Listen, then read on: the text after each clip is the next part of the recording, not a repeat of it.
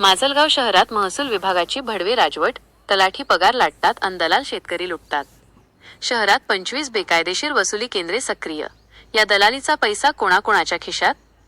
माजलगाव विशेष प्रतिनिधी महसूल विभागातील भ्रष्टाचाराने आता सर्व मर्यादा ओलांडल्या असून विशेषतः माजलगाव शहरात चक्क भडवे राजवट सुरू असल्याचे धक्कादायक वास्तव समोर आले आहे. शासनाचा गलेलठ्ठ पगार घेणारे तलाठी स्वतःच्या खुर्चीवर न बसता आपल्याऐवजी खासगी भडवे नियुक्त करून शेतकऱ्यांची सर्रास लूट करत आहेत. माजलगाव शहरात अशी सुमारे 20 ते 25 अनधिकृत दलाली केंद्रे थाटण्यात आली असून या ठिकाणी चक्क शासकीय कागदपत्रे आणि अभिलेखांचा बाजार मांडला गेला आहे. स्वतःला लोकांचे सेवक म्हणवून घेणारे तलाठी सज्जावर राहण्याऐवजी माजलगाव शहरातील या खासगी केंद्रांवरून वसुलीचे टार्गेट पूर्ण करत आहेत. महत्त्वाचा प्रश्न असा की या खासगी पंटरांच्या हातात शासकीय दप्तर देण्याची हिंमत येते कुठून? ही लूट केवळ तलाठी स्तरावर नसून यातून मिळणाऱ्या दलालीचा हिस्सा मंडळ अधिकारी, तहसीलदार आणि उपविभागीय अधिकारी यांच्यापर्यंत पोहोचतो की काय, अशी शंका आता उपस्थित होत आहे. सामान्य शेतकऱ्याच्या घाम गाळून कमावलेल्या पैशांवर डल्ला मारणारे हे भडवे आणि त्यांना अभय देणारे अधिकारी यांच्यातील अर्थपूर्ण संबंधांची आता सखोल चौकशी होणे गरजेचे आहे. केवळ कागदी घोडे नाचवणाऱ्या वरिष्ठ अधिकाऱ्यांनी माजलगाव शहरातील या अवैध केंद्रांवर धाडी टाकून ती उद्ध्वस्त करावीत, अन्यथा विद्रोही स्टाईलने या भ्रष्टाचाराचा बुरखा फाडला जाईल.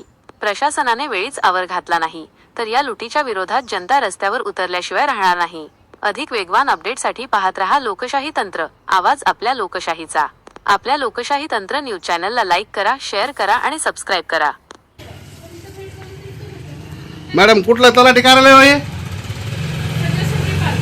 सुमरी पारगाव. तुम्ही सध्याला राहत नाही तर पडलेली अवस्था आहे तलाठी कार्यालयाची. इथं काय पाटी नाही, बोर्ड नाही, काय नाही तुमचा बाहेर लावायचं आहे का? ह्याचं काय परमिशन वगैरे घेतलेली तुम्ही? भाडं देतो आपण. भाडं देतात तुम्ही? फुकट कोण देईन तुम्हाला? पण तहसीलदार कोण, डेप्युटी कलेक्टर कोण परमिशन घेतलेली का तुम्ही ह्याची? तिची गरज नाही. शासकीय दस्तावेज समजा आपण खाजगी या कार्यालयामध्ये ठेवतो, ह्याची काय परमिशन वगैरे लागत नाही, काय नाही? तिथे बसायला जागा नाही आपल्याला. नाही खाजगी, आता हे शासकीय दस्तावेज कुठं बी ठेवता येते का आपल्याला? कुठं बी आपल्या सोयीनं समजा कुठं बी, त्याला परमिशन वगैरे लागत नाही.